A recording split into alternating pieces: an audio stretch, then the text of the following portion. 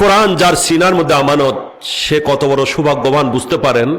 ওই হাফেজে কোরআন নয়, হাফেজে কোরআনের মা বাবার মাথায়ও আল্লাহ তাআলা হাসরের মাঠে এমন নূরের মুকুট পরিধান করাবেন, তাজ পরিধান করে দেবেন, যেটা দেখে হাসরবাসী ঈর্ষান্বিত হবে, যেটা 14 তারিখের পূর্ণিমার চাঁদের চেয়েও বেশি আলোক উজ্জ্বল হবে।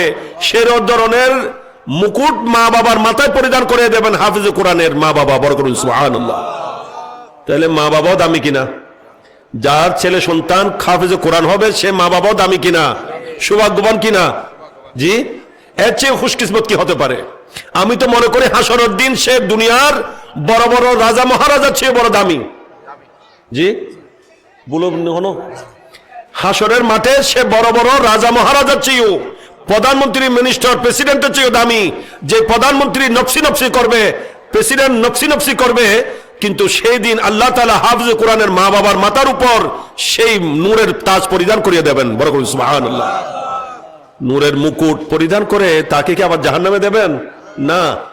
আর একজন হাফেজে কোরআন নিজের বংশের 10 জন মানুষ যাদের জাহান্নাম গ্যারান্টেড হয়ে গেছে, এরকম জাহান্নামীকে জাহান্নাম থেকে মুক্তি দিয়ে সুপারিশ করে জান্নাতে নিয়ে যাওয়ার অধিকার রাখবে। বড় করুন সুবহানাল্লাহ।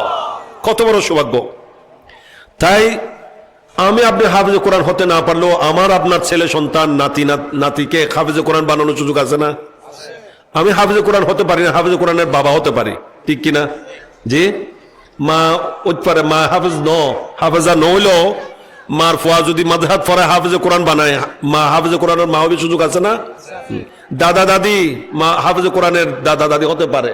আমি হাফেজ হতে না পারলেও আমার নাতি হাফেজ বানাইতে পারি, ঠিক কিনা? তাই নিজেদের ছেলে সন্তানকে দেওয়ার দরকার আছে না? না, এখানে জাহানে দেওয়ার দরকার আছে তো। আল্লাহ কবুল করুক। তা ভুল করবেন না, যাদের সুযোগ আছে এটাকে কাজে লাগাবেন।